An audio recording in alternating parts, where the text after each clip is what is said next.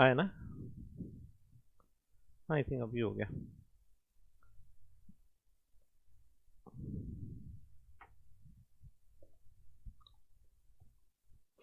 Hello.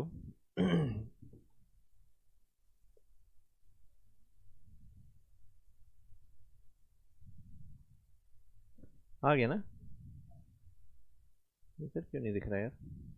आ गया, आ गया।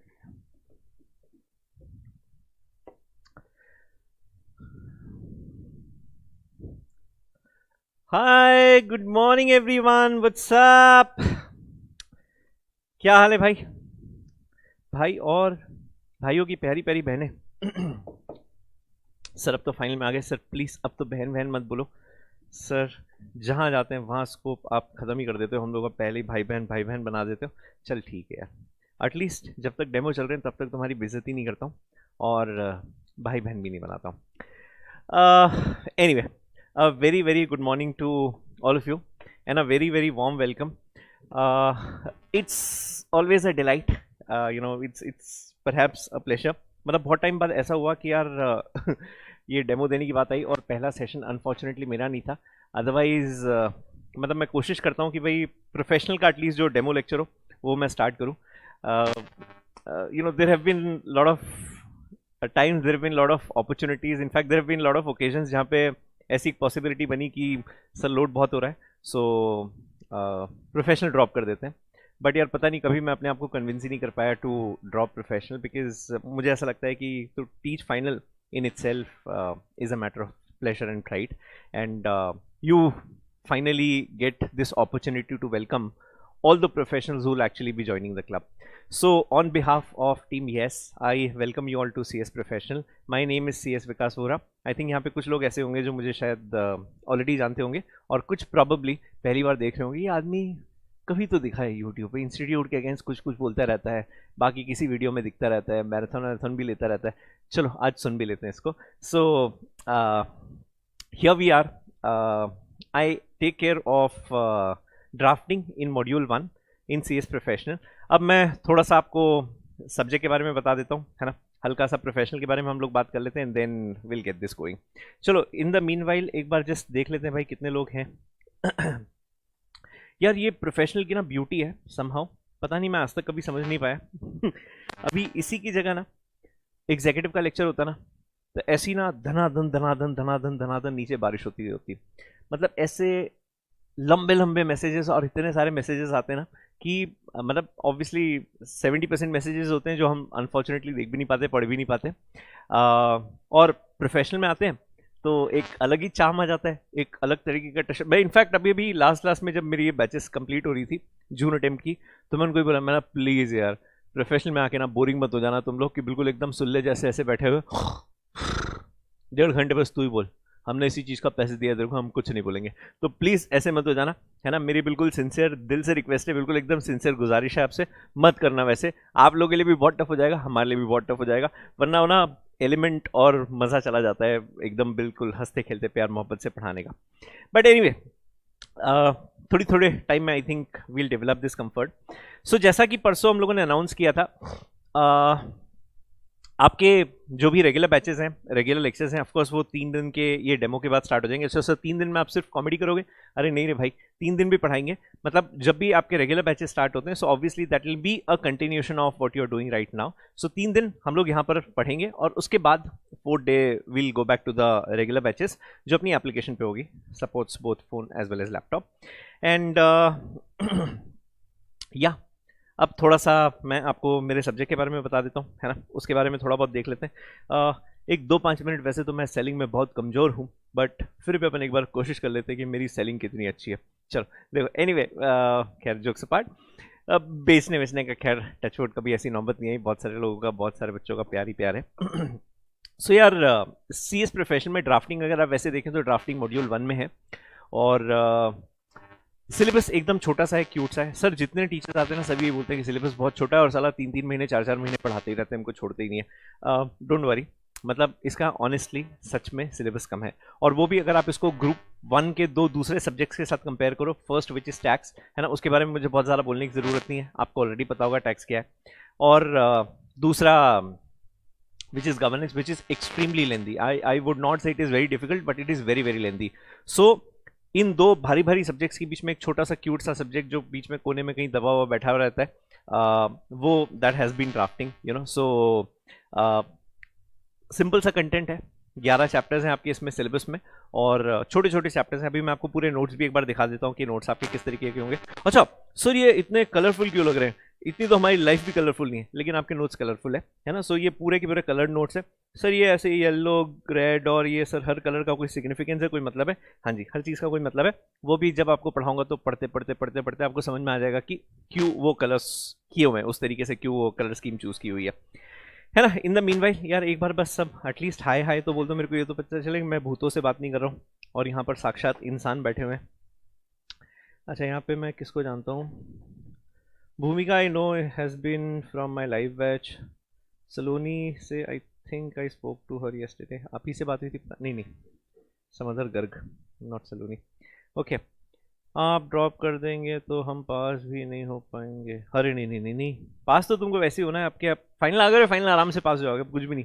एग्जीक्यूटिव भी टफ था, अब तो हो जाओगे. बट भूमिका अमेजिंग है, वेरी प्राउड ऑफ यू.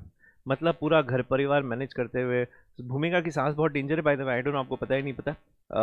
तो बहुत भाई, ये और दोनों सास बहू इतने खतरनाक झगड़ा करती हैं. भूमिका तरीके से लपेट लपेट के धोती थी अपने सास को. इतना मारपीट के बीच में भी आपने CS एग्जीक्यूटिव निकाल लिया फर्स्ट अटेम्प्ट. बिग थिंग यार, amazing, very very proud of you. और कौन है यहाँ पे? संभव, देन वंशज, निधि, खुशी, यशविनी, अमर. ओके, नोट्स कलरफुल इंटरेस्टिंग होते हैं, thank you so much ma'am. Sejal, okay चलो भाई, नाइस. हाँ भाई, सो चलो, खुशी की बात यह है कि बहुत सारे इंसान हैं यहाँ पर, अच्छा लगेगा मेरे को भी पढ़ाने में. सुप्रिया जी, ओके. या सो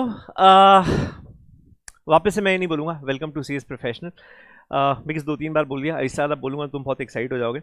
अब थोड़ा ड्राफ्टिंग के बारे में बात करते हैं. अच्छा सर, ये ड्राफ्टिंग वर्ड ना हमको थोड़ा सा कंफ्यूज कर रहा है सर. सर हमको ऐसा लगता है कि ड्राफ्टिंग मतलब पूरे सब्जेक्ट में सिर्फ लिखना ही लिखना है, बहुत सारा लिखना है, अंड शंड लेफ्ट राइट लिखते ही रहेंगे सर, बहुत सारे पेजेस भर देंगे लिख लिख के. अच्छा ऐसा है क्या? यस वैसा है सर. इसमें थियोरी नहीं है, इसमें थियोरी भी है, इसमें ड्राफ्टिंग भी है ना. अच्छा सर, ड्राफ्टिंग मतलब क्या है? ड्राफ्टिंग के अंदर अब वो मैं सब्जेक्ट का एक जो कोर पार्ट है वो आपको अच्छे से एक्सप्लेन कर देता हूँ. So let me right something for you. अच्छा, जिन लोगों ने सोच लिया है कि भाई तुमको यहीं पे एडमिशन लेना है ना, या अच्छा ठीक है, चलो during the course of demo decide कर लो कि भाई हमको पढ़ाना आता है नहीं आता है, और तुमको हमारा पढ़ाया हुआ समझ में आता है कि नहीं आता है ना. सो मैं हल्का फुल्का आपको सब्जेक्ट के बारे में बता देता हूँ.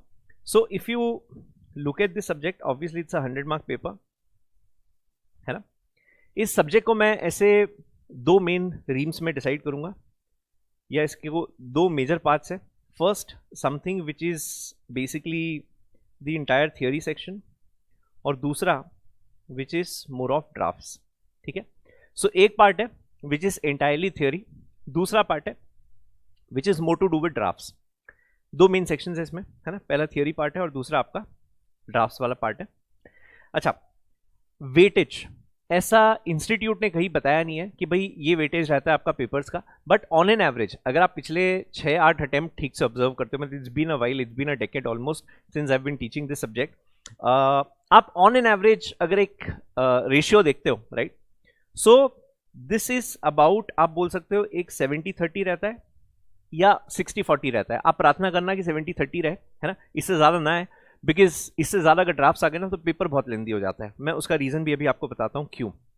सो थियोरी और ड्राफ्ट्स का जो रेशियो रहता है in this subject is about 70 and 30.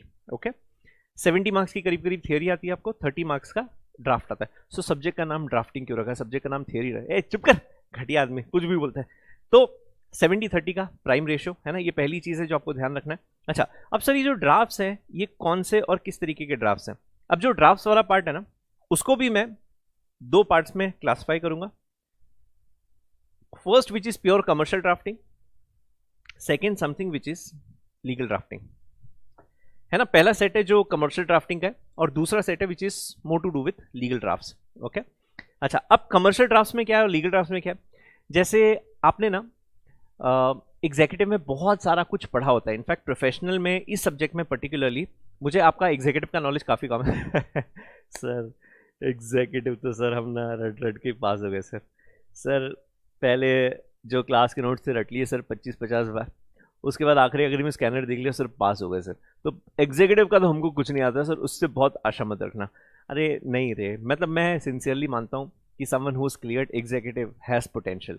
मतलब वो लेवल अगर आपने इतना स्विफ्टली, इतना स्मूथली, अच्छा यहाँ पे कुछ लोग ऐसे भी होंगे 2-4 अटेम्प्ट में पास हुए होंगे, है ना, सो वो भी स्विफ्ट और स्मूथ ही है given the kind of difficulty level you have. So अगर आपने एग्जीक्यूटिव पास किया ना, तो आप बिल्कुल इस चीज़ को लेके be rest assured that you are equally competent, perhaps more competent to clear this level C S professional, which is comparatively easier as compare to your executive part, right. So इसमें अब जैसे आपने ट्रांसफर ऑफ प्रॉपर्टी एक्ट पढ़ा हुआ है, stamp act आपने पढ़ा हुआ है, उसके बाद आपने सीपीसी सीआरपीसी पढ़ा हुआ है, right, a part of IPC, I am not saying बहुत ज़्यादा, but a part of IPC, ये सब चैप्टर्स आप लोगों ने पहले पढ़े हुए हैं। सेक्रेटेरियल स्टैंडर्ड्स आपने पहले पढ़ा हुआ है, राइट। तो इन्हीं टॉपिक्स से कनेक्टेड ड्राफ्ट्स हैं। मतलब थियोरी हम लोग कौन सी यूज करेंगे, जो आपने एग्जीक्यूटिव में पढ़ी है। अब जैसे आप लोगों ने you've read about sale, you've read about lease, you've read about leave and license, you've read about mortgages, right? ये सब जितने भी होते हैं ना, सारे के सारे कमर्शियल ड्राफ्ट्स की कैटेगरी में आते हैं। ओके, ये कौन से ड्राफ्ट्स होते हैं, कमर्शियल ड्राफ्ट्स की कैटेगरी में आते हैं। मतलब wherever there is some involvement of money, पैसे के अगेंस्ट, उसके अगेंस्ट कोई ना कोई आपका एक्सचेंज होता है, ये कमर्शियल ड्राफ्ट्स कहलाते हैं। दूसरे, अच्छा एग्जाम्पल के लिए मैं ऐसे यहाँ पर लिख रहा हूँ, सेल है, लीज है, मॉर्गेज है ना, ये सारे के सारे किस कैटेगरी में आते हैं, ये all of these kind of drafts they belong to commercial category drafts. दूसरे होते हैं आपके लीगल ड्राफ्ट्स, ठीक है, सेकंड पार्ट जो होता है which is about legal drafting. अब लीगल ड्राफ्टिंग में क्या है वो समझा देता हूं आपको। लीगल में आप ऐसे देखोगे तो आप लोगों ने जैसे पहले अपील पढ़ा हुआ है ना, फिर आप लोगों ने स्पेशल लीव पिटिशन पढ़ा हुआ है, आप लोगों ने रिट पढ़ा हुआ है। रिट पढ़ा है मतलब आपने इसकी थियोरी पढ़ी हुई है ना, स्पेशल लीव पिटिशन की आपने थियोरी पढ़ी हुई है। अच्छा, उसके बाद आपने अपील के बारे में पढ़ा हुआ है ना, एप्लीकेशन के बारे में पढ़ा हुआ है। तो ये सारी की सारी चीजें हम लोग यहाँ पर उसके ड्राफ्ट्स देखते हैं। ओके, सो ये दो मेन कैटेगरीज होती है आपकी ड्राफ्ट्स की, और इसका एवरेज वेटेज मैं बोल रहा हूँ 30। अच्छा, ये फिक्स नहीं है, ओके, ये हमेशा ध्यान रखना, दिस इज नॉट फिक्स्ड, है ना, इट मे चेंज। ये अटेम्प्ट टू अटेम्प्ट चेंज होता है, हो सकता है कभी 60-40 हो जाए, हो सकता है 65-35 हो जाए 80-20 भी हो जाए, राइट। अच्छा, अब देखो अच्छा पार्ट ये है कि ड्राफ्टिंग वाला जो पार्ट है ना, ये जो 30 मार्क्स वाला पार्ट है, this is very scoring. Okay, I will be very honest with you, this is very scoring, but the only problem is it consumes immense amount of time. ये बहुत ज्यादा आपका टाइम एक्चुअली लेता है, because अच्छा typically मुझे आप नीचे कमेंट्स में लिख के बताइए, जब मान लीजिए there is an 8 mark question, 8 marks का कोई क्वेश्चन आता है, तो जो नॉर्मली स्टूडेंट्स आंसर लिखते हैं एग्जाम में, right, given the time you have, 3 घंटे का टाइम आपको मिलता है, कितना बड़ा आंसर आप लिखते हैं। 8 मार्क्स का क्वेश्चन है, कितना बड़ा आंसर लिखते हैं आप? आधे पेज का आंसर लिखते हो, 1 पेज का लिखते हो, 1.5 पेज का लिखते हो, 2 पेज का लिखते हो, कितना, मतलब आपकी लेंथ ऑफ आंसर क्या होती है अगर if there is an 8 mark question in a theory paper. अच्छा, बाकी तो आपके एमसीक्यूज ही थे, प्रैक्टिकल एनीवे। सो अगर 8 मार्क्स का क्वेश्चन है, कितने पेजेस आप लिख के आओगे, ये मेरे को बताना नीचे जरा कमेंट्स में लिखिए। मैं आपको एक रफ आइडिया दे देता हूँ कि क्यों ये प्रॉब्लमेटिक है 30 मार्क्स। मतलब it's good as well as bad. Good इसलिए क्योंकि तुम इतनी प्रैक्टिस करोगे ना, इतनी प्रैक्टिस करोगे ना कि तुम लिटरल सेंस में बाद में थक जाओगे। आई डोंट नो अगर आप किसी को जानते हो, मेरे कोई पुराने स्टूडेंट को जानते हो, खैर वो भी मैं बता देता हूँ आपको क्या करना है उसका। अप्रॉक्स 2 पेजेस, प्रीटी फेयर, 2 से 2.5 पेज लिखते हैं, दैट्स नाइस। चलो, हाँ 1.5, मतलब स्टैंडर्ड जो मैं मानता हूँ ना, तुम्हारी कसम मैं झूठ नहीं बोल रहा हूँ, आपको शायद बहुत ऐसे एग्जैजरेटेड लगी ये सब चीज़ें। यार मैंने लाइफ में ना आज तक कभी 2 से 2.5 पेज का आंसर ही नहीं लिखा। हाँ, मेरी राइटिंग थोड़ी सी छोटी है, मैं मारवाड़ी हूँ, कंजूस नहीं हूँ, बट थोड़ा छोटा छोटा लिखता हूँ मैं। बट यार मैंने कभी भी ना जीवन में आज तक 2 पेज के आंसर नहीं लिखे। मुझे नहीं पता कि लोग 2 पेज का आंसर कैसे लिख देते हैं 8 मार्क्स के क्वेश्चन के लिए। 1 पेज, कुछ मुझे ज़्यादा ही अच्छे से आता है ना वो टॉपिक, तो 1.25 पेज, इसके ऊपर मैंने कभी आंसर नहीं लिखा। And I was an all India ranker, है ना, तो तुम उस चीज़ को क्वेश्चन नहीं कर सकते कि साला बाउंड्री पे पास हुआ होगा या चौथे अटेम्प्ट में पास हुआ होगा, ऐसा बिल्कुल नहीं है। फर्स्ट अटेम्प्ट पास हुआ था और रैंक था ऑब्वियसली। मैंने कभी इतने बड़े आंसर्स नहीं लिखे। तो मैं जब ये सुनता हूँ ना कि इतने 2 पेज, 2.5 पेज, 3-3 पेज के आंसर लिखते लोग, आई एम अमेज्ड यार कि इतना लिखते हुए आपका पेपर कंप्लीट कैसे हो जाता है। मतलब मेरा हमेशा कैलकुलेशन होता था जब मैं एग्जाम लिखता था कि मेरे को पेपर 15 मिनट पहले खत्म करना है। सो अगर 3 घंटे का एग्जाम है मेरा, सो 2 hours 45 minutes I will finish it any how, फिर लास्ट के 10-15 मिनट में एक बार फटाफट फटाफट देख लेता था, चेक कर लेता था, या फिर वो जो फेकोलॉजी वाला पार्ट होता था जो मुझे नहीं आता था, तो वो बस मैं आराम से उसको प्यारे तरीके से डिवाइस कर करके सोच के लिखता था। बट मेरे को शायद ही ऐसा कोई पेपर याद है जो मैंने छोड़ा होगा। मैंने जीवन में आज तक कभी कोई पेपर नहीं छोड़ा, फिर वो ग्रेजुएशन के पेपर हो, सीएस के पेपर हो, किसी भी लेवल का पेपर हो, मैंने कभी भी नहीं छोड़ा। फाउंडेशन डिस्क्रिप्टिव था, हम लोग का एमसीक्यू तो था नहीं, तब भी मैंने पूरे पूरे पेपर्स लिखे। और ये तुम जीवन का सिद्धांत बना लेना, इसको बिल्कुल मूल उपदेश समझना मेरी तरफ से, पेपर आपको छोड़कर आना है ही नहीं। मतलब 100 मार्क्स का पेपर है ना, 100 मार्क्स लिख के आना। अभी मैं आपको रीजन भी बताता हूं क्यों मैं इतना इंसिस्ट करता हूं ऑन राइटिंग कंप्लीट पेपर्स। तो ये कमर्शियल और लीगल का आपका डिवीजन रहता है कि भाई कितना कितना सेक्शन आपको डिवाइड करना है। सो कमर्शियल आप ऐसा मानना, अच्छा हाँ, मैं पहले एक अपनी थोड़ी मार्क्स की बात कर लेते हैं। 2 पेज एक एवरेज लेंथ मेरे को समझ में आती है कि 8 मार्क्स का क्वेश्चन है, स्टूडेंट्स ने 2 पेज लिखे, ठीक है। अच्छा, ड्राफ्ट जब आते हैं ना, कोई भी ड्राफ्ट अगर आप देखोगे, कोई कमर्शियल ड्राफ्ट है, लीगल ड्राफ्ट है, it is somewhere between 4 to 5 pages. ये मैं लिखवाऊंगा, आपको समझ में आ जाएगा। 4 से 5 पेज का आपका एक ड्राफ्ट बनता है। हाँ, 4 से 5 पेज का आपका एक ड्राफ्ट बनता है, ठीक। अब जब 4 से 5 पेज का आप एक ड्राफ्ट लिखोगे तो अगेन मन में सवाल ये आता है कि कितने मार्क्स का क्वेश्चन आता है? 10 मार्क्स। 8 मार्क्स के लिए आप पहले 2 पेज लिखते थे, है ना। 16 मार्क्स के लिए उसके हिसाब से आप 4 पेज लिखोगे, बराबर है। लेकिन यहां पर क्वेश्चन कितने का आता है? 10 मार्क्स का, और आप 4 से 5 पेज ऑन एन एवरेज लिखोगे 4 से 5 पेज, है ना, फॉर अ 10 मार्क क्वेश्चन। अब इसकी वजह से प्रॉब्लम क्या होती है? मान लो 3 ड्राफ्ट्स आ गए पेपर में आपके, तो आप 15 पेज, 12 से 15 पेज तो आप सिर्फ ड्राफ्ट में ही भर दोगे। उसके अलावा 70 मार्क्स का पेपर अभी आपका बचा हुआ है लिखने के लिए। तो 90% केसेस में, राइट, 90% केसेस में मैं जब भी ड्राफ्टिंग के पेपर के बाद रिव्यू लेता हूं स्टूडेंट से, किसी का मैसेज आया, किसी का कॉल आया, और मैं पूछता हूं कि यार क्या हुआ पेपर का, the only thing which I have heard from them which is negative is not this that I could not recollect, या मेरे को याद ही नहीं आया, या मेरे को समझ में ही नहीं आया कि पेपर में लिखना क्या था, मेरे को क्वेश्चंस बहुत टफ लगे, बहुत ट्रिकी पेपर था। कभी भी नहीं, कभी भी नहीं। मतलब 4-5 साल में एक आध अटेम्प्ट में एक आध पेपर ऐसा कुछ हुआ होगा। बट अगर किसी का कुछ नेगेटिव सुनने में आता है तो वो सिर्फ एक ही, कि सर पेपर कंप्लीट नहीं हुआ, कि पेपर कंप्लीट नहीं हुआ। अच्छा, और सबसे बड़ी दिक्कत ना प्रोफेशनल में, इनफैक्ट किसी भी पेपर में, यही आती है कि स्टूडेंट्स पेपर कंप्लीट नहीं कर पाते। तो आप आज बिल्कुल पहले दिन, पहले दिन आज ये कसम खा लेना कि कुछ भी हो जाए, 100 मार्क्स मतलब 100 मार्क्स, आप 100% पेपर लिख कर आओगे without any excuse, without any fail. मतलब उसमें अपने को कुछ सुनना ही नहीं, अपने को आपको दूसरा ऑप्शन देना ही नहीं है, पेपर पूरा 100 मार्क्स का लिखना है, मतलब 100 मार्क्स का लिखना है। सो अब ये यहां पर प्रॉब्लम आता है कि जब आपके ड्राफ्ट्स आते हैं, सो आप 4-5 पेजेस एक ड्राफ्ट में स्पेंड करते हैं, और जब आप इतना एक ड्राफ्ट में स्पेंड करते हो तो ऑब्वियसली आपके पास बाद में फिर टाइम ही नहीं बचता है कि आप पूरा पेपर कंप्लीट कर पाए। People end up writing 80-85 marks paper, 90 marks paper, right, which is actually a sin. आप ऐसा सोचना, 9 पेपर्स है आपके, और आपने अगर हर पेपर 90-90 मार्क्स का अटेम्प्ट किया, मतलब 10 मार्क्स हर पेपर के, तो आप 90 मार्क्स का तो छोड़ के आ गए हो। मतलब इन शॉर्ट आपकी जो मार्किंग हो रही है ना, वो 800 में से हो रही है, 900 में से नहीं हो रही है। और 800 में से आपको कितना लेकर आना है? 450 लेकर आना है। अब 800 में से 450, मतलब आप इमेजिन कर रहे हो कि चैलेंज किस लेवल का हो गया अपने लिए, राइट। तो this actually becomes a big problem, profession में को 450 चाहिए होते हैं पासिंग के लिए, क्वालिफिकेशन के लिए, राइट। तो ये यहाँ पे आप आपका परसेंटेज स्कोर देख लो ना, ये कितना 55 हो गया, एक तरीके से आप ऐसे दिया 55.2, तो 55% मार्क्स हो गए हैं आपके।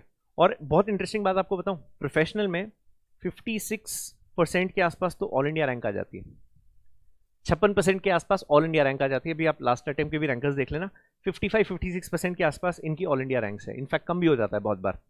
तो ये आपका स्कोरिंग है, प्रोफेशनल एक सबसे बड़ी दिक्कत ये है कि लोग पेपर कंप्लीट नहीं करते, उसकी वजह से स्कोर कम आता है, और रैंक और पास होने वाला जो मार्जिन है वो हमेशा से कम ही रहा है, वो हमेशा से कम रहा है, ठीक है।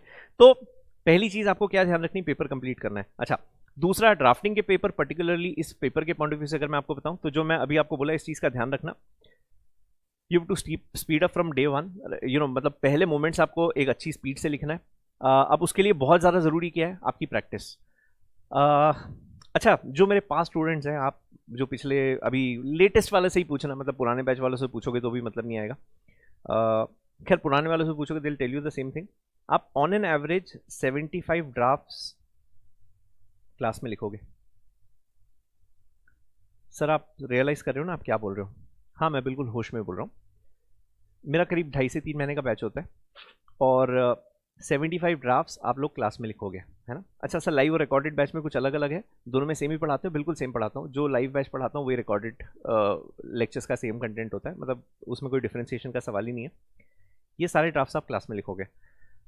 अब जब आप मेरी नोटबुक बनाओगे, अच्छा जो रिकॉर्डेड लेक्चर्स लेने वाले है ना, प्लीज़ मेक श्योर दैट आप जब नोटबुक बनाओ तो एक मोटी 300-350 पेज की बुक बनाना, बिकॉज मेरी लिखवाने की भयंकर बुरी आदत है। और जो मेरे पुराने स्टूडेंट्स हैं आप जानते होंगे, है ना, मतलब मैं कंपनी लॉ वगैरह में भी इतना लिखवा देता था, तो इस सब्जेक्ट का नाम ही ड्राफ्टिंग है। तो आप इमेजिन करना कि यहाँ पे लिखने का कितना होगा।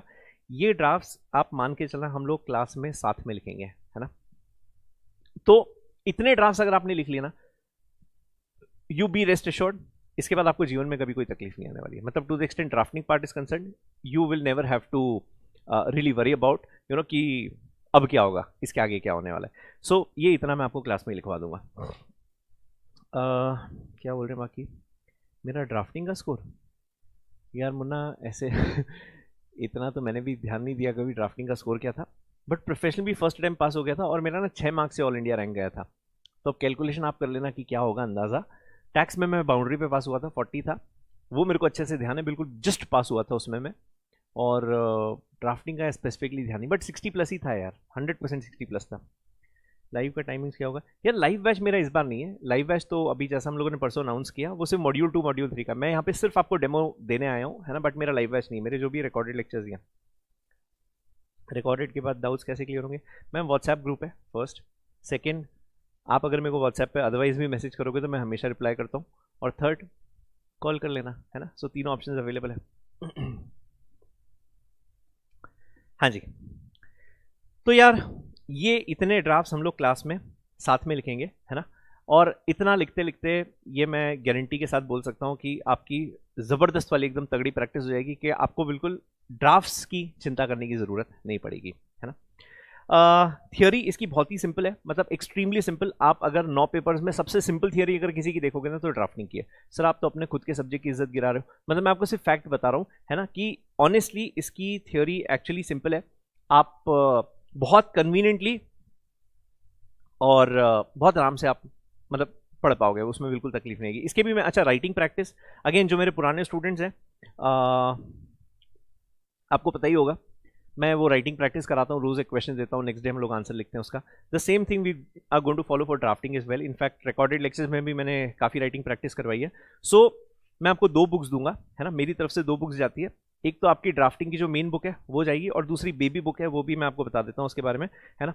सो 70 मार्क्स की थियोरी है। अब बहुत सारे बच्चों का ये कंसर्न होता है कि सर थियोरी कहाँ से पढ़े, क्या पढ़े। तो वैसे नोट्स में सब कुछ कवर्ड है ना। उसके अलावा हम लोग क्लास में राइटिंग प्रैक्टिस करते हैं, सेकेंड। और थर्ड एक और चीज़ मैं आपको बता देता हूँ, जैसे मेरे जो 2 स्टडी मटेरियल है, ड्राफ्टिंग की बुक है, हाँ ये देखिए। तो भाई ये तो मेरी ड्राफ्टिंग की मेन बुक है। क्या बोल रहे, प्रोफेशनल के रिकॉर्डेड सेशंस फ्री है क्या? फ्री है मतलब रिकॉर्डिंग कब की है यार? रिकॉर्डिंग अभी मेरी यार जो दिसंबर 21 जून 22 का जो बैच था वही। सो मतलब मेरी रिकॉर्डिंग 2 महीने पहले खत्म हुई। सो this is the latest and I think the beauty about this subject is, मेरी कभी ड्राफ्टिंग छोड़ने की इच्छा इसलिए नहीं हुई क्योंकि इसमें अमेंडमेंट्स ही नहीं आते। पिछले 3 साल में एक वर्ड भी अमेंड नहीं हुआ। इसमें क्या ही अमेंड करोगे ना, जो सेल डीड है वो सेल डीड है, उसमें अमेंड क्या करोगे आप। तो थैंकफुली इसमें अमेंडमेंट्स नहीं आते। रिकॉर्ड लेक्चर्स के टेस्ट पेपर्स कैसे चेक होंगे यार? टेस्ट पेपर्स तो हम लोग रिव्यू करते ही नहीं, मैंने शायद पहले भी आपको बताया था। रिकॉर्डेड बैच में वो पॉसिबल नहीं होता बिकॉज हर बच्चा अलग अलग टाइम पे देता है ना लेक्चर्स। फर्स्ट ग्रुप ही देना है, थर्ड के साथ लाइव क्लासेस अभी आप ले नहीं रहे। Really sorry for that ma'am, honestly saying ये आपकी राइटिंग प्रैक्टिस ही रंग है एंड आई स्कोर्ड 16 कंपनी लो। वाह, बहुत बहुत बधाइयाँ भूमिका जी। तो यार ये ना मेरी मेन बुक है ना, ड्राफ्टिंग की जो मेन बुक है वो ये है। अच्छा पूरी बुक अगर आप देखते हैं ना तो दिस इज एंटायरली, ये पूरे कलर्ड नोट्स हैं आपके, ओके। एंड हर चैप्टर का एक अलग थीम आपको मिलेगा। कलर करने के 2 पर्पस होते हैं। एक तो पहला थोड़ा सा बुक लुक्स फैंसी, प्रोफेसर ऐसा लगता है कि थोड़ा अमीर प्रोफेसर है, अच्छा प्रोफेसर है वो। और दूसरा तो ना पढ़ने का इंटरेस्ट आता है यार, वो पूरा जीवन निकल गया वाइट ब्लैक बुक्स पढ़ पढ़ के, वो अपने को लाइफ ना एक पॉइंट के बाद ऐसे लगने लगती है कि भाई अपने जीवन में रंग ही चले गए। तो पूरी की पूरी बुक आपकी कलर्ड ही रहेगी 100%, है ना। मॉडल आंसर्स अपलोड होंगे ड्राइव में। मैम एक्चुअली ना मैं आपको पर्सनली, कौन है विद्या, आई थिंक आपका रैंक है ना, मेरी आपसे बात भी हुई थी यार, congratulation, extremely proud of you यार। यार मैं मतलब मैं हमेशा से मानता आया हूँ कि रिकॉर्डेड बैच, जब मैं फिजिकल क्लास में टेस्ट लेता था ना तो साले आधे बच्चे लोग टेस्ट नहीं देते थे। रिकॉर्डेड बैच में तो मैं इतना श्योर हूँ ना कि बच्चे अपने कंफर्ट से घूमते फिरते आराम से प्यार मोहब्बत में टेस्ट देते हैं। तो मुझे over a period of time ये रियलाइज हुआ कि टेस्ट से बेटर राइटिंग प्रैक्टिस होता है जो आप डेली बेसिस पे करवाते हो। तो आपको ना मैं बैच करते करते इतना कुछ लिखवा दूंगा कि you don't have to worry about how to write an answer. वो प्रॉब्लम आपको मेरे सब्जेक्ट्स पे कभी भी नहीं आएगी, मतलब ये मैं लिख के दे सकता हूं आपको, कभी भी वो तकलीफ नहीं आएगी। अच्छा, एग्जीक्यूटिव में भी 70-80 क्वेश्चंस में ऑन एन एवरेज लिखवाता ही हूँ क्लास में, तो आप बिल्कुल बेफिक्र रहना, मतलब काफी अच्छी राइटिंग प्रैक्टिस आपकी हो जाएगी। अभी मेरा मे का बैच चल रहा है एग्जीक्यूटिव का, कल we finished 81st question, 81 question हम लोगों ने लिख लिए ऑलरेडी, तो बहुत डिसेंट मैं लिखवा देता हूँ। वैसे record lecture simple Android phone में ओपन हो जाते हैं ना? हाँ जी बिल्कुल हो जाते हैं मैम।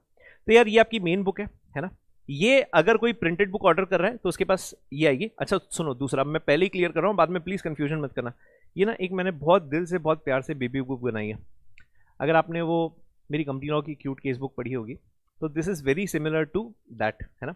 ये ड्राफ्टिंग की बेबी बुक है। Okay, when I say baby book, it is actually a baby book. ऐसी छोटी सी है, इतनी सी है ना, बट ये प्रिंटेड फॉर्म में नहीं आती है। Okay, I am making my self very very clear, ये प्रिंटेड फॉर्म में नहीं आती, इसका पीडीएफ ही आता है। लाइव बैच का स्टूडेंट है या रिकॉर्डेड बैच का स्टूडेंट है, हर बच्चे के पास इसका पीडीएफ ही है। ये मैंने कभी प्रिंट करवाई नहीं है, क्योंकि इस बार मेरे को इसमें और थोड़े एडिशंस करने थे। जैसे अभी आपका जो अटेम्प्ट का पेपर हुआ है अगस्त अटेम्प्ट का, तो वो पेपर्स भी मैं सॉल्व करके और इसके अंदर ऐड करूंगा, है ना। So you will have more questions, मतलब 35-40 क्वेश्चंस और इसके अंदर बढ़ जाएंगे। जो रिवाइज्ड वर्जन होगा वो मैं वापस आपके गूगल ड्राइव पे अपलोड कर दूंगा। So what you will have will be the latest thing. अभी जो है उसमें लास्ट अटेम्प्ट तक के पेपर सॉल्व है, अगस्त अटेम्प्ट का पेपर सॉल्व नहीं है। अगस्त का मैं इसके अंदर ऐड करके वो भी सॉल्व कर दूंगा। अच्छा, इसके अंदर है क्या सर? ये 220 पेज की बुक है सर। 220 सर अटैक आ रहा है सर, 220 तो टू मच है। अरे मेरे बाबू, 220 मतलब ये इतनी सी बुक है ना। आप इसका टेक्स्ट देखो, ये ऐसे ऐसे इतना बड़ा बड़ा लिखा हुआ है ना। तो ये तो हंसते खेलते, इसके अंदर ना सारे क्वेश्चन आंसर्स हैं, इसके अंदर सारे के सारे क्वेश्चन आंसर्स हैं। मतलब जो एक थियोरी का प्रॉब्लम होता है ना कि थियोरी आंसर्स लिखने कैसे, वो इसके अंदर सॉल्व हो जाएगा। इसमें ऑलरेडी 150-200 क्वेश्चन हैं, ठीक है। प्लस मैं आपको जो राइटिंग प्रैक्टिस कराऊंगा that be in addition. Okay, so 2 books, main book आपकी प्रिंटेड फॉर्म में आती है अगर आपने प्रिंटेड बुक ऑर्डर की है तो, और बेबी बुक हर बच्चे के पास बाय डिफॉल्ट, हर बच्चे के पास बाय डिफॉल्ट पीडीएफ में ही जाती है, ठीक है, सॉफ्ट कॉपी ही जाती है। I hope I have made my self very very clear. I finally decided to give module 1 and 3. Shall I purchase recorded lectures? Yes sir, absolutely.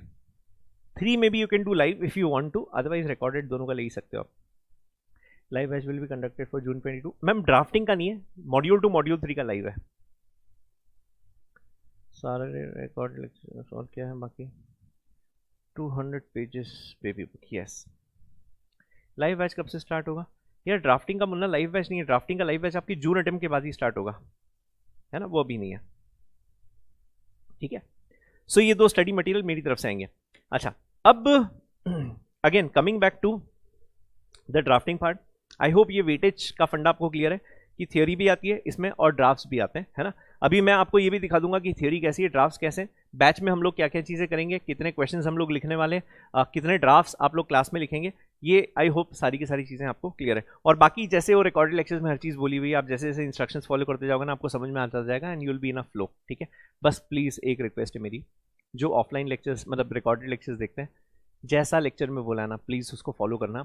जब बोला है ना कि आपको ये ड्राफ्ट लिखना है तो आपको लिखना है ना। Don't take that excuse to yourself कि यार मैं तो बाद में लिख लूंगा, वो बात जीवन में कभी नहीं आता है।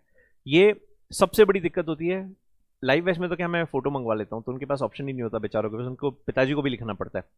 पर रिकॉर्डेड बैच में मेरा कंट्रोल ही नहीं होता स्टूडेंट्स के ऊपर, बिकॉज ऑब्वियसली हर स्टूडेंट अपने अपने कन्वीनियंस से अलग अलग टाइम पे लेक्चर्स देखता है। So please make sure that you are actually writing when it said it is to be written, ठीक है। लाइव बैच की बाकी सब्जेक्ट की टाइमिंग भी मॉर्निंग में रहेगी मैम। शेड्यूल ना आपको डायरी में मिल जाएगा, जो मैंने उस दिन परसों ये सेमिनार लिया था ना, एक how to plan for CS professional, उसमें नीचे एक ब्रोशर दिया हुआ है, राइट। तो उसमें आपको पूरा सब टाइमिंग्स डिटेल सब कुछ मिल जाएगी। और नहीं तो आप सिर्फ ऑफिस में कॉल या व्हाट्सएप कर दीजिएगा तो दिल share the brochure with you. Governance का भी लाइव नहीं है, मॉड्यूल 1 का लाइव नहीं है, मॉड्यूल 2 और मॉड्यूल 3 का ही लाइव है ना। चलिए, तो या ये थोड़ा सा एक पार्ट था, है ना, कि ड्राफ्ट कितने होते हैं और आपकी थियरी वाला पार्ट कितना होता है। चलो गोइंग फॉरवर्ड अब थोड़ा सा और आगे चलते हैं।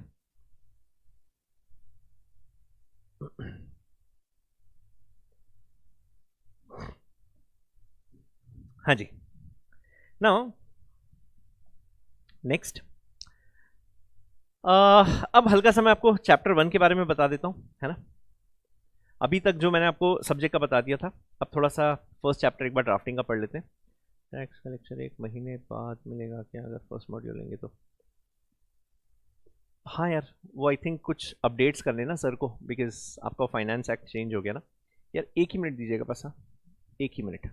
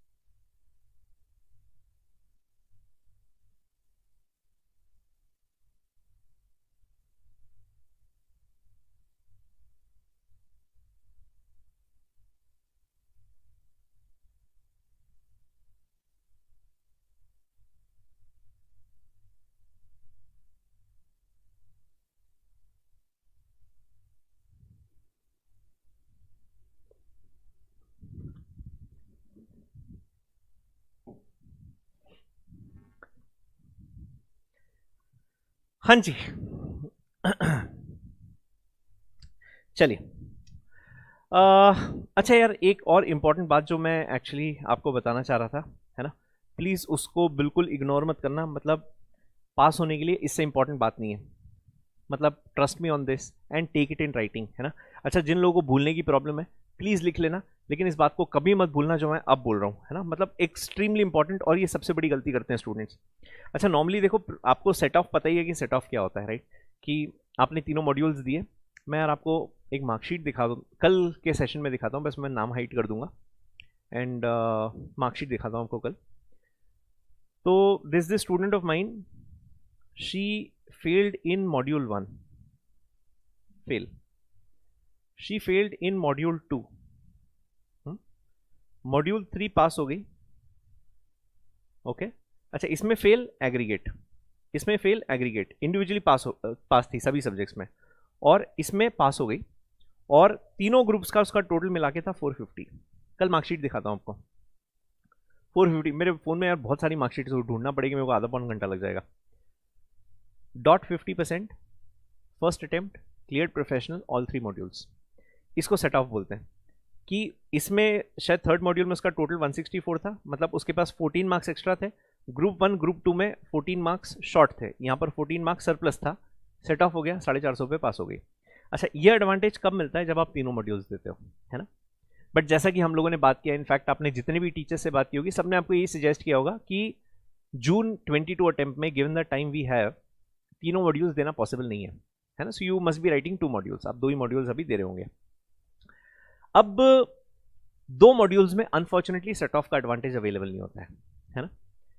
यहां पर दो मॉड्यूल्स में आपको सेट ऑफ का फायदा, वो बेनिफिट मिलेगा ही नहीं है। तो अब दूसरा अपने पास ऑल्टरनेटिव क्या है? दूसरा ऑल्टरनेटिव ये है कि अगर सपोज आप मॉड्यूल 2 और मॉड्यूल 3 दे रहे हो, है ना, एग्जाम अगर आप मॉड्यूल 2 मॉड्यूल 3 की दे रहे हो, तो इसमें आपको 150 लाना है और इसमें आपको 150 लाना है ना, और टोटल आपका 300 हो तो ही पास हो गए। 140 160 गया, एक मॉड्यूल गया आपका जो 140 वाला है ना। तो दोनों में अपने को 150 150 एटलीस्ट लेकर आना है, ठीक है। अच्छा, अब इसके लिए बहुत ज्यादा जरूरी क्या है, ये प्लीज प्लीज ध्यान रखना। आपको मॉड्यूल 2 में जो भी आप मॉड्यूल दे रहे हैं, 1 2 3 जो भी आप दे रहे हैं, इसमें एटलीस्ट एक पेपर आपका ऐसा होगा विच इज अ 60+ पेपर। इस मॉड्यूल में कम से कम एक पेपर आपका ऐसा होगा विच इज अ 60+ पेपर, और ये होना ही चाहिए, ये होना ही चाहिए। इसका कोई एक्सक्यूज नहीं है, इसका कोई ऑल्टरनेटिव नहीं है। आपको यहां पर एक पेपर 60+ चाहिए, एक पेपर यहां पर आपको 60+ चाहिए। ये बहुत ज्यादा जरूरी है। अगर ये नहीं आया ना तो आप मान के चलना 90% केसेस में एग्रीगेट में बच्चों को दिक्कत आती है। प्रोफेशनल में people don't fail in individual subjects.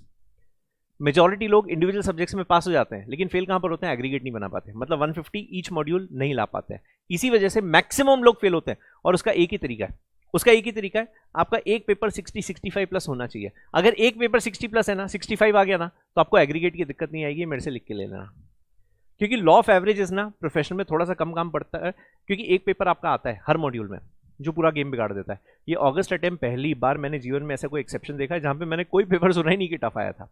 सब पेपर बच्चों के हलवे जैसे आए थे यार। तो फर्स्ट टाइम इतने सालों में मैंने पहली बार देखा, इनफैक्ट जब से मैंने पढ़ाना स्टार्ट किया ना, मैंने पहली बार ऐसा देखा कि 8 सब्जेक्ट्स एग्जीक्यूटिव के, 9 पेपर्स प्रोफेशनल के, एक भी पेपर टफ नहीं लगा बच्चों को। थोड़ा बहुत इक्का दुक्का इधर उधर, बट ऐसा डिफिकल्ट नहीं था कि सर फेल ही हो जाएंगे, वो वाला मैंने सुना ही नहीं इस बार, नरेशन ही नहीं सुना किसी से। तो एक पेपर आपका स्कोर डिस्टर्ब करेगा जो आपको 50 के नीचे लेकर आएगा, तो एक पेपर आपको 60+ चाहिए जो आपका एग्रीगेट ओवरऑल सुधार दे। ये समझ में आ गया सबको? अगर समझ में आ गया ना, नीचे मेरे को खटाखट ठेंगा दिखा दो, नहीं तो मतलब इसके अलावा दूसरा अपने पास ऑल्टरनेटिव है ही नहीं। अच्छा, जो ऑल इंडिया रैंक्स के सोचते हैं उसकी बात करते हैं, फिर आपके लिए जून अटेम्प्ट नहीं है, आपको फिर दिसंबर में तीनों मॉड्यूल्स एक साथ देना है ना, क्योंकि रैंक सिर्फ तभी आता है जब आप सारे मॉड्यूल्स एक साथ देते हो। Okay, I hope this thing is very very clear, है ना, ये चीज समझ में आ गई होगी आपको। चलो, इसके बाद तीनों मॉड्यूल्स एक साथ नहीं दिए तो will it affect future profit? मतलब जो अपूर्वा आपको ऐसा बोले ना, उसको थप्पड़ मार देना, है ना। मतलब ये बिल्कुल सरासर बेवकूफ़ी है, और इतने गधों वाली बातें हैं ना। मतलब आई डोंट नो कौन स्टूपिड इमेच्योर लोग ये सब बातें करते हैं कि तीनों एक साथ नहीं दिए तो फ्यूचर में नौकरी नहीं लगती है, आर्टिकलशिप नहीं लगती है, people look down upon you. कि ऐसे दो लोग बैठे हुए, एक तीनों मॉड्यूल फर्स्ट अटेम्प्ट पास हो गया, दूसरा बैठा है यहाँ पे, एक मॉड्यूल एक अटेम्प्ट, फिर एक मॉड्यूल एक अटेम्प्ट, फिर एक मॉड्यूल एक अटेम्प्ट। मतलब इंसान इसको बिल्कुल रेड कार्पेट वेलकम दिया और इसको देखा, थूक के और निकल लिया वहां से। ऐसा कुछ भी नहीं होता है ना।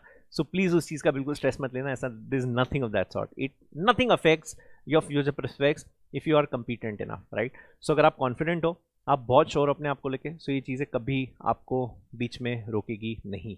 Okay, number of hours of record lectures, यार आई थिंक अबाउट 90 आवर्स है, 90 के आसपास रहेगा, है ना। मेरे को भी एग्जैक्टली याद नहीं है कितना है, बट हाँ 90 तो डेफिनेटली है, 90 to 100 के आसपास रहेगा।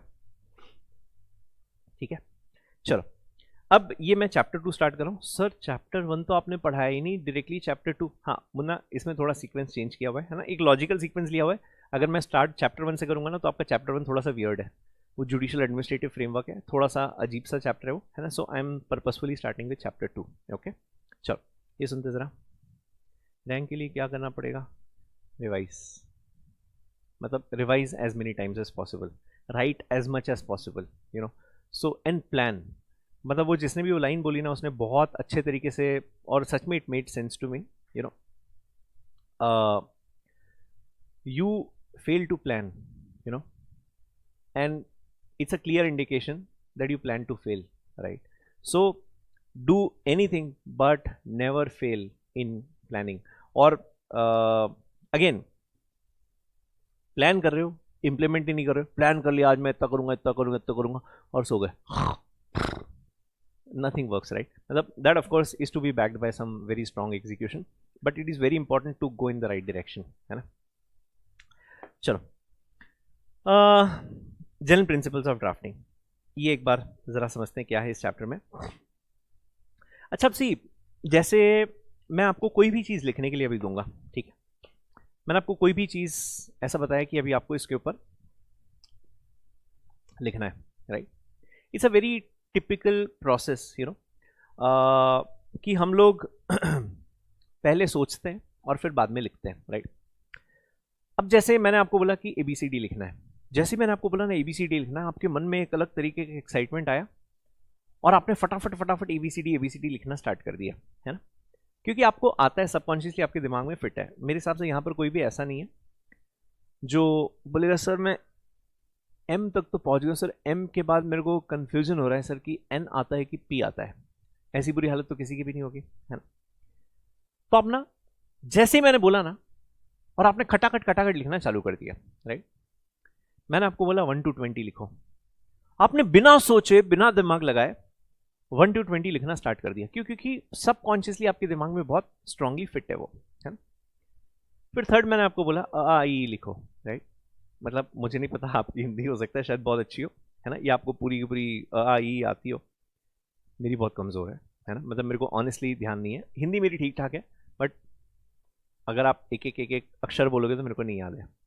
क ख ग घ ण च छ ज झ ण, आगे पता नहीं क्या आता है। आई थिंक अबाउट इट, यर लव श, तो वो कब आता है वो मैं सोचूंगा, राइट। वो मेरे को याद नहीं है, right. I think and then write. अच्छा, दोनों चीज़ें बचपन में पढ़ी आपने, अ आ ई भी बचपन में पढ़ी है, 1 2 3 4 भी बचपन में पढ़ा है, ABCD भी बचपन में पढ़ी हुई, right. Something which you know, आपने फटाफट लिखना स्टार्ट कर दिया। Something which you don't know, आपने सोचकर लिखना स्टार्ट किया, राइट। अच्छा, प्रोसेस दोनों में सेम है, प्रोसेस दोनों में सेम है। You've thought over it and then you've started to write, right? You've thought over it, you started writing. You thought over it, you started writing, right? The only difference is जो ABCD लिखते वक्त आपका जो thought process था वो इतना narrow था कि आपके कॉन्शियस माइंड ने रियलाइज भी नहीं किया कि आप सोच कर लिख रहे हो, जबकि brain functions in a very parallel way, right. It first thinks and then it writes, right. और दूसरे केस में, है ना, सेकेंड केस में हाँ, सेकेंड केस में अगर आप देखोगे तो आपके ब्रेन फंक्शन को प्रोसेस करने के लिए थोड़ा सा टाइम लग रहा है, राइट। सो आपको समझ में आ रहा है कि यार I am first thinking and then I am writing, right. दोनों केसेस में प्रोसेस सेम था, सिर्फ वो नैरोनेस बहुत ज्यादा थी। कौन से केस में? जब आप ABCD लिख रहे थे, 1 2 3 4 लिख रहे थे, बिकॉज आप इतने क्विक थे। Everyone agrees with me?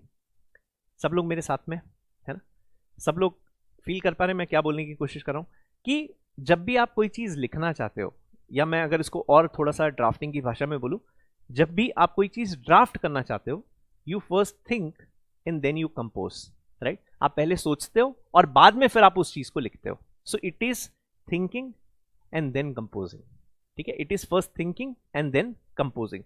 I hope this is clear, ये बात समझ में आ रहा है। सो अगर मैं ड्राफ्टिंग को बोलूं कि what is drafting, so drafting is into 2 phases. It is first thinking and then composing. Composing means you write something, right? Thinking is that process which your brain follows when you're trying to write something. Okay, so it is first thinking and then composing is drafting, first thing. अच्छा, अब जैसे मैंने आपको बोला कि आपको एक love letter लिखना है, इमीडिएट मन में सवाल आया किसको? फिर मैंने आपको बोला कि आपको अपनी मम्मी को लव लेटर लिखना। अरे साला, मैं तो सोचा था कि कटरीना को लिखने के लिए बोलेंगे, मम्मी को लव लेटर लिखना है। अच्छा, अब लव लेटर लिखने के लिए कोई एक्ट है, कोई सेक्शन है, कोई रूल्स रेगुलेशंस नोटिफिकेशन ऑर्डर है, ऐसा कुछ भी नहीं, right. It's a very personal thing, है ना, it is actually a very very personal thing. On the contrary, अगर मैं आपको कोई पर्टिकुलर डॉक्यूमेंट या कोई लीगल डॉक्यूमेंट बनाने के लिए बोलता हूँ, से फॉर एग्जाम्पल मैंने आपको बोला कि आपको एक रेजोल्यूशन बनाना है, ठीक है, अपॉइंटमेंट ऑफ कंपनी सेक्रेटरी, इसके ऊपर रेजोल्यूशन बनाना है। Will you think about law? Yes.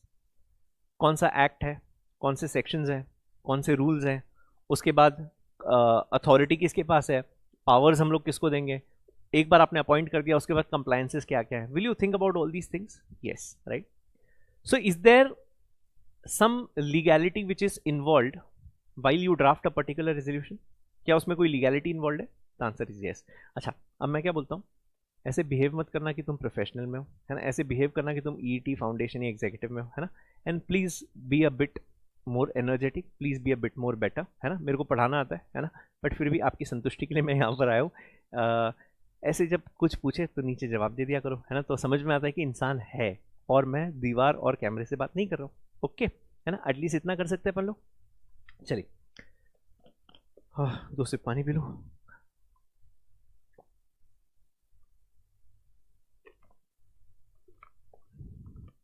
Chirag sir आपकी खूब मस्ती करता है। हाँ ना साला यार, बहुत उड़ाता है यार मेरी वो, मेरे को भी स्टार्ट करना पड़ेगा, बहुत बदतमीज हो गया साला। हाँ जी सुनना जरा। हाँ, तो ये सारी की सारी चीज़ें आप सोचते हो कि जब मैंने आपको बोला कि आपको क्या करना था, आपको यहाँ पर CS के अपॉइंटमेंट के लिए रेजोल्यूशन बनाना है ना, आप अपॉइंटमेंट ऑफ CS का एक रेजोल्यूशन बना रहे हैं। अच्छा, यहाँ पर सभी लोगों ने रेजोल्यूशन बनाया, प्लीज़ मत बोलना कि आपने रेजोल्यूशन नहीं बनाया, है ना, क्योंकि मैं मानता हूँ कि आपने एग्जीक्यूटिव पास किया तो रेजोल्यूशन 100% आपने बनाया ही होगा। हाँ जी, सो अपॉइंटमेंट ऑफ CS का आपको रेजोल्यूशन बनाने के लिए मैंने बोला। ओके, अच्छा, अब इसमें अब क्या क्या चीज़ सोचोगे, सबसे पहले कौन सा एक्ट है ना, उसके बाद रूल्स कौन से, उसके बाद अगर आप CS को अपॉइंट कर रहे हो तो क्या क्या टर्म्स एंड कंडीशंस है, ठीक है, terms and conditions of appointment, है ना। अच्छा, उसके अलावा फिर कंप्लायंसेस क्या क्या है ना, ये सब चीज़ें सोचेंगे हम लोग। अच्छा, किसको आपको इंटीमेशन देना है एंड अथॉरिटी किसके पास है, ये सारी चीज़ें आप सोचोगे, बराबर है। CS के अपॉइंटमेंट में ये सारी की सारी चीज़ें अपन थॉट प्रोसेस लेंगे इन सभी चीज़ों के ऊपर,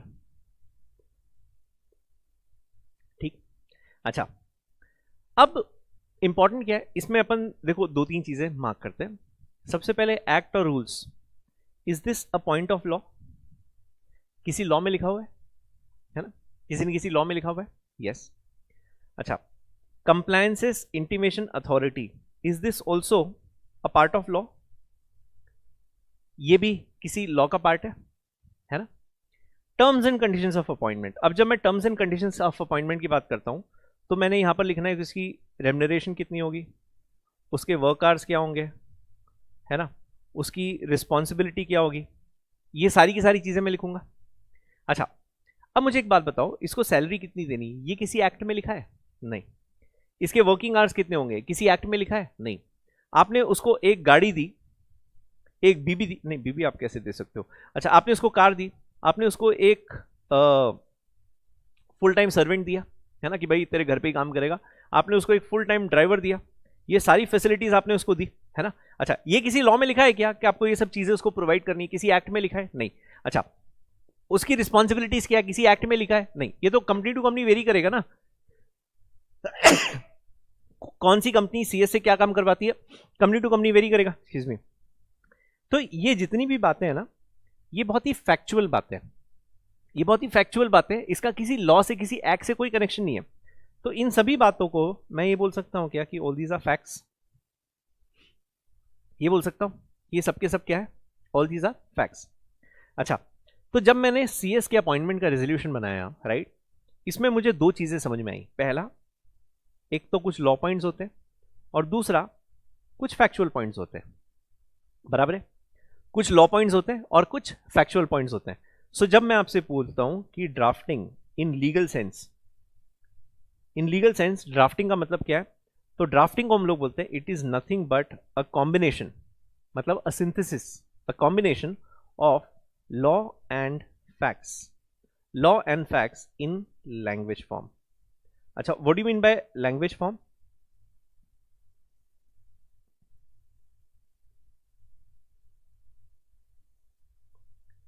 is there a way to write, resolution लिखने का एक तरीका होता है, यस।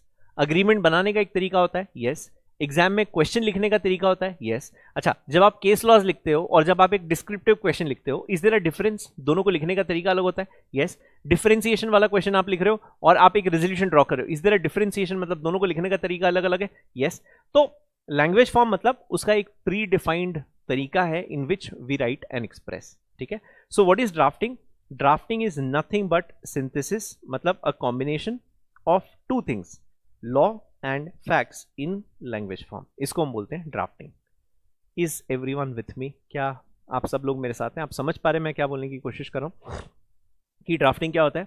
ड्राफ्टिंग कुछ नहीं होता है, it is a combination of law and facts in language form, ठीक है। अच्छा, drafting is in two phases, first thinking and then second composing, right. हम लोग पहले कोई भी चीज सोचते हैं और उसके बाद फिर हम लोग ड्राफ्ट करना स्टार्ट करते हैं, उसके बाद हम लोग उसे लिखना स्टार्ट करते हैं, है ना। So it is first thinking and then composing. Clear है सबको ये? एवरीवन?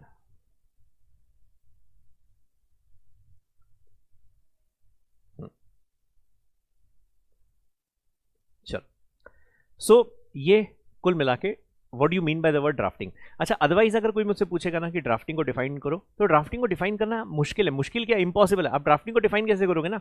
ड्राफ्टिंग क्या? Anything in writing which make some sense, right, उसको हम लोग ड्राफ्टिंग बोलते हैं। ड्राफ्टिंग कुछ भी हो सकती है, पर्सनल भी हो सकती है, प्रोफेशनल भी हो सकती है, इट कुड बी एनीथिंग। वो लीगल भी हो सकती है, और इलीगल नहीं बोलूंगा, मतलब समथिंग विदाउट लीगैलिटी, वैसी भी ड्राफ्टिंग हो सकती है। जैसे मैंने आपको लव लेटर लिखने के लिए बोला, तो जब आप लव लेटर लिख रहे हो उसमें लीगैलिटी कुछ नहीं है। As per section 143 of love makers act 1943 sub section 61, ऐसा भाई इतना आपको सोच के लिखने की जरूरत, उसमें कोई लीगैलिटी है ही नहीं है ना। जो अच्छा लगता है, ए तू मेरी है मैं तेरा हूँ, मैं तुझसे प्यार करता हूँ तू मुझसे प्यार करती, बात खत्म, शादी करेंगे, 2-4 बच्चे पैदा करेंगे, उनको मस्त अच्छा खिलाएंगे पिलाएंगे, बड़ा करेंगे और अपन अय्याशी करेंगे, ये हो गया। ऐसे भी लिखा तो चलता है ना, कोई प्रॉब्लम थोड़ी ना, उसमें कोई लीगैलिटी नहीं है। बट यहाँ पे जैसे अब जो मैं CS का आपको बता रहा था, ये अगर आप इस तरीके का कोई ड्राफ्ट बना रहे हो, इस तरीके का कोई रेजोल्यूशन आप पास करें, तो उसमें obviously there is some set of legality which is actually involve. समझ में आ रहा है सबको? Everyone? So what is drafting? Drafting is nothing but synthesis or a combination of law and facts in language form, right? आपने legal points लिखे, factual points लिखे और उसको language form में present किया is nothing but drafting, ठीक है। चलिए, अब यहाँ पे एक बार जरा समझते हैं। ये देखो, यहाँ पर सेम चीज लिखिए, law and fact in language form. क्या ला सर, ये तो वही लिखा हुआ है जो आपने बोला था। हाँ, अच्छा, second, it is conceptual and then verbal. Conceptual मतलब again you have to think, and verbal is when you express, right? First thinking and then composing, है ना। पहले हम लोग वो चीज़ सोचते हैं और उसके बाद हम लोग वो चीज़ लिखते हैं, उसी चीज़ को हम लोग एक्सप्रेस करते हैं। is nothing but drafting। चलो भाई, आई होप ये वाला फंडा अभी अपने को बिल्कुल पूरी तरीके से क्लियर है। इसके बाद चलते हैं आगे, एक और वर्ड समझते हैं which is called as conveyancing. सोचना तो बहुत पड़ता है सर वो भी लिखने के लिए। मैम, दर्द समझ में आ रहा है मुझे, मतलब आपके सोचने की चीख पुकार मुझे यहाँ तक सुनाई दे रही है। आई कैन अंडरस्टैंड, कोई बात नहीं मैम, बस वो सोचने की सारिणी को ही कम करने के लिए अपन लोग यहाँ पर मिले हैं, है ना। चलिए, सेकेंड देखते हैं, कन्वेंसिंग। अच्छा, what do you mean by the word conveyancing now? Conveyancing essentially means to convey something. जब आप कोई चीज़ किसी दूसरे पर्सन को कन्वे करते हो, राइट। अच्छा, यहाँ पे मैं वार्म विशेस की बात नहीं कर रहा हूँ। I convey my deepest condolences and my warm regards that finally, वो मेरे को जो आंटी है ना बिल्कुल पसंद भी नहीं थी, अच्छा वो फाइनली चली गई। मेरे को जैसे उसके जाने की खुशी मिली, मेरे को बहुत खुशी तो हो रही है मन से, लेकिन ऊपर से मैं बहुत एक्टिंग कर रहा हूँ कि शेट ये तो ठीक नहीं हुआ, बट मन ही मन मेरे को बहुत मज़ा आ रहा है कि फाइनली मर गई मोटी। अच्छा, तो अगेन हम लोग यहाँ पे उस कन्वेंसिंग की बात नहीं कर रहे हैं, हम लोग यहाँ पर कन्वेंसिंग किस सेंस में, किस टर्म्स में बात करें। Convincing basically means right, transfer of right, है ना, एसेंशियली ट्रांसफर ऑफ राइट। अच्छा, अब सी, जब भी आप इमूवेबल प्रॉपर्टी की बात करते हो, अच्छा किसी भी इमूवेबल प्रॉपर्टी के ट्रांसफर कौन से लॉ में कवर्ड है? कौन सा एक्ट है जो इमूवेबल प्रॉपर्टी के बारे में बात करता है? ये भाई संभव अपना सबसे क्यूट स्टूडेंट है भाई, मेरे को ऐसे लोग बहुत पसंद है जो एकदम एक्टिव रहते हैं। संभव बहुत आगे जाएगा भाई तो लाइफ में, तेरा नाम भी संभव ही है। Soft copy notes are allowed to print, या वी डोंट एनक्रिप्ट दैट यार, मतलब एब्सोल्युटली आप प्रिंट कर सकते हो। हाँ जी, इमूवेबल प्रॉपर्टी कौन से लॉ के हिसाब से गवर्नड है? बोलो ना बेशर्मो, इतना भी ध्यान नहीं किया तुमको। Immovable property is governed as per TOPA. TOPA is what? Transfer property act, right. So पूरा पूरा इमूवेबल प्रॉपर्टीज किसके हिसाब से गवर्न होती है, किसके हिसाब से चलती है? इस ट्रांसफर ऑफ प्रॉपर्टी एक्ट, है ना। अच्छा, अब मान लो मेरे को कोई प्रॉपर्टी किसी को सेल करनी है ना। अब जैसे यहाँ पर सपोज मेरे पास एक ज़मीन है ना, जो मैं चाहता हूँ कि मैं संभव को बेच दूँ। श्रेया पूछेगी सर संभव ही क्यों, सर और कोई क्यों नहीं? संभव अच्छा है, संभव एक्टिव है, बहुत ही जुझारू है, समय समय पर रिप्लाई करता है। इस बीच में अपनी भूमिका आंटी आ गई। भूमिका आंटी आ गई, वो सास वाली है ना, बहुत मारती है सासू को, वो ये आंटी है, और बोलेगी नहीं नहीं नहीं नहीं सर, संभव तो आज ही आया है सर, मैं तो आपको पिछले 1 साल से जानती हूँ, पिछले सितंबर से जो मैंने आपको परेशान करना स्टार्ट किया था, तो आज तक मैं आपके साथ हूँ, आप ये प्रॉपर्टी मेरे को सेल करो। मैंने बोला नहीं नहीं नहीं नहीं नहीं नहीं, मैं तो ये प्रॉपर्टी संभव को सेल करूँगा। सो मेरे और संभव के बीच में एक अंडरस्टैंडिंग हुई, जहाँ पर मैंने इसको बोला कि I am selling certain rights over particular piece of land to you against some consideration, है ना। सो इसने अग्री कर लिया, इसने बोला कि ठीक है मैं आपको इतना पैसा देने को तैयार हूँ। अच्छा अब सुनना, मुद्दे की बात क्या है, किसके बीच में ट्रांजैक्शन हो रहा है? विकास और संभव के बीच में ट्रांजैक्शन हो रहा है। Now will you enter into a documentation? Immovable property transfer कर रहे हो, वैल्यू अगर 100 रुपये से ज़्यादा की है, रजिस्ट्रेशन कंपलसरी है, and it is to be in writing, right. So हम दोनों ने एक अग्रीमेंट बनाया, उस अग्रीमेंट को लेट्स से मैं टाइटल दे रहा हूँ एज सेल डीड, है ना, सेल डीड के बारे में बात कर रहा हूँ। अब जब मैं सेल डीड बनाऊंगा तो इसमें मैं बहुत सारी चीज़ें लिखूंगा, है ना, इसके अंदर बहुत सारी चीज़ें लिखूंगा, बहुत सारे क्लॉजेज लिखूंगा, है ना, दुनिया भर की लीगैलिटी इसके अंदर डाल दूंगा मैं। अभी 22 भी कंप्लीट नहीं है आंटी, अपने बच्चे 22 साल के नहीं हुए अभी क्या? हाँ अच्छा, हाँ आपने बताया था, दोनों 11-11 साल के ना अभी, या तो चुन्नू और मुन्नू, भूमिका हैज़ ट्विंस और 2 बच्चे हैं इसके, और 11-11 साल के 2 इसके बहुत ही क्यूट क्यूट बच्चे हैं, एक लड़का है और एक लड़की है। हाँ जी, सो अब यहाँ पे हम दोनों ने एक डॉक्यूमेंट एग्जीक्यूट करना है, और इस डॉक्यूमेंट को हम लोग क्या बोलते हैं? We call it a sale deed. अच्छा अब सेल डीड में बहुत सारे क्लॉजेज होंगे, है ना, इसमें कंसिडरेशन होगा, इसमें प्रॉपर्टी का डिस्क्रिप्शन होगा, है ना। अच्छा इसमें डिस्प्यूट के बारे में बात की होगी, इसमें यहाँ पर डिफ़ॉल्ट के बारे में बात की होगी, ऐसे बहुत सारी चीज़ें इसके अंदर होगी, है ना। अच्छा एट द सेम टाइम इसमें एक क्लॉज ऐसा भी होगा जो बात करेगा ट्रांसफर ऑफ राइट्स और ट्रांसफर ऑफ ओनरशिप के बारे में, है ना। ये क्लॉज भी बहुत ज़रूरी है इसके अंदर, इनफैक्ट सबसे इंपॉर्टेंट है, और भी बहुत सारे क्लॉजेज होंगे, राइट, या मोड ऑफ पेमेंट, बहुत सारी चीज़ें होगी। अब what do you mean by the word convincing? Convincing का मतलब क्या होता है? वो पर्टिकुलर क्लॉज, वो पर्टिकुलर पार्ट आपके अग्रीमेंट का, राइट, वो पर्टिकुलर पार्ट आपके डॉक्यूमेंट का which talks about transfer of ownership, right, जो किसके बारे में बात करता है? Transfer of title, transfer of benefit, transfer of interest, transfer of ownership, जो इस पर्टिकुलर चीज के बारे में बात करता है कि किस डॉक्यूमेंट के थ्रू मैं मेरा राइट तुझे कन्वे कर रहा हूं, कौन सा ऐसा पार्ट है उस अग्रीमेंट का जिसके थ्रू मैं मेरा राइट तुझे दे रहा हूं, उस पर्टिकुलर क्लॉज को, राइट, उस पर्टिकुलर नैरेटिव को हम लोग कन्वेंसिंग बोलते हैं। सो यहां पर इस पूरी डीड को आप कन्वेंस डीड भी बोल सकते हो, आप इसे सेल डीड भी बोल सकते हो, कन्वेंस डीड भी बोल सकते हो, क्योंकि अल्टीमेटली मैं क्या कर रहा हूं, इस डीड के थ्रू कोई ना कोई राइट दूसरी पार्टी को ट्रांसफर कर रहा हूं, राइट, जो राइट आज तक मेरा था ये मैं किसी दूसरी पार्टी को ट्रांसफर कर रहा हूं। सो यहां पर वो पर्टिकुलर क्लॉज, राइट, वो पर्टिकुलर क्लॉज जिसके थ्रू मैं कोई प्रॉपर्टी के ट्रांसफर, इंटरेस्ट, बेनिफिट अगर दूसरी पार्टी को ट्रांसफर करता हूं तो उस पर्टिकुलर क्लॉज को हम लोग कन्वेंसिंग बोलते हैं, या फिर उस particular part of the agreement को हम लोग कन्वेंसिंग बोलते हैं। इज एवरीवन विथ मी? समझ में आ रहा है क्या बोल रहा हूं? सो उसे आप क्या बोलते हैं? उसे आप कन्वेंसिंग बोलते हैं। क्लियर है एवरीवन?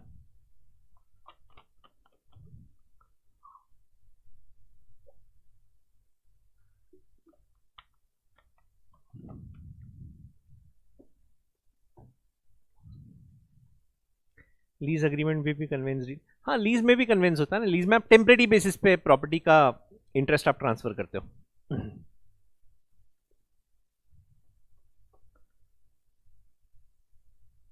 चलो आई होप दिस इज क्लियर, है ना।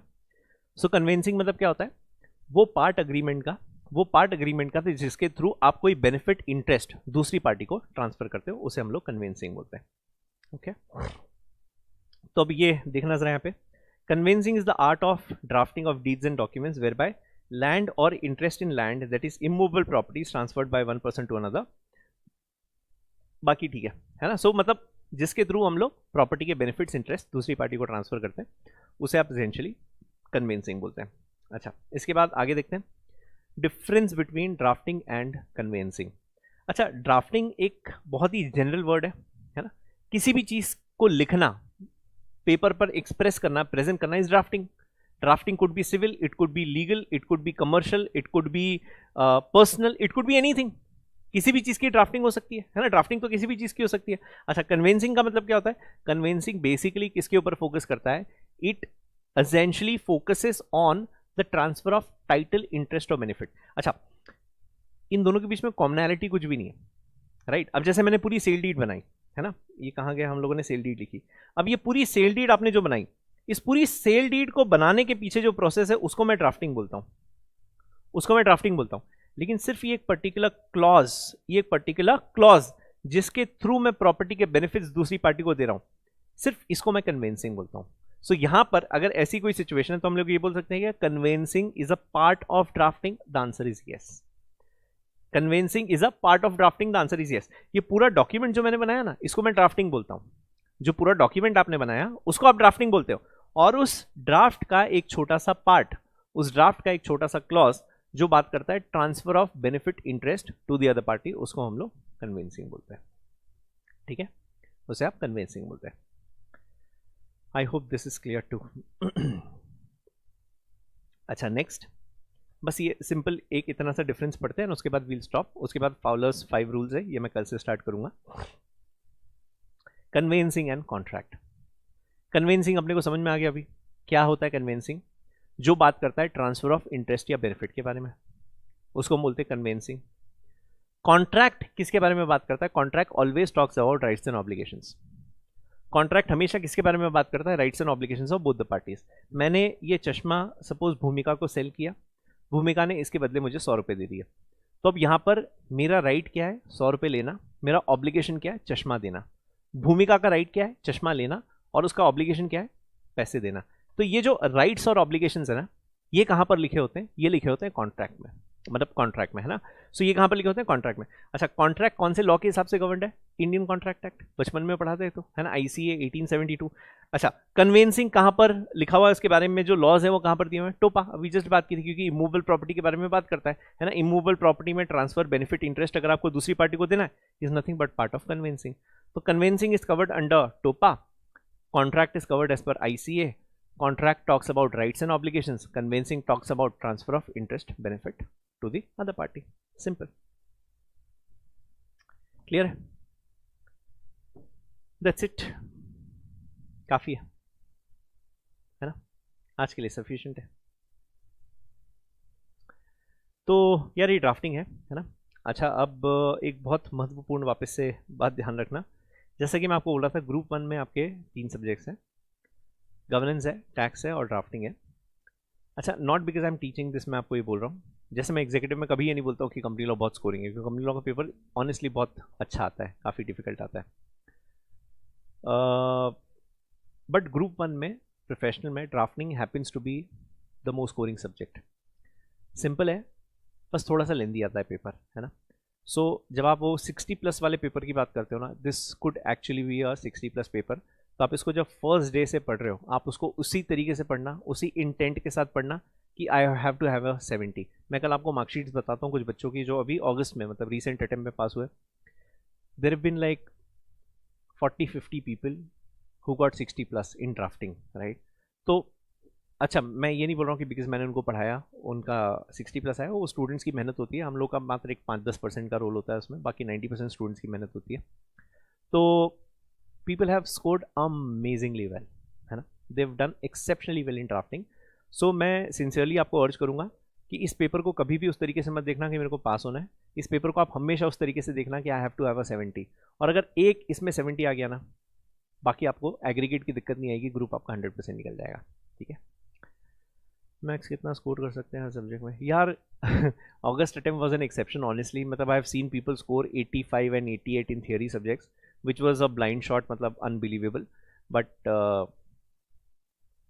आप 75-78 मार्क्स तो डेफिनेटली, अगर एक टफ पेपर आता है और चेकिंग अच्छी होती है तो इतने मार्क्स नॉर्मली आ जाते हैं स्टूडेंट्स के, है ना।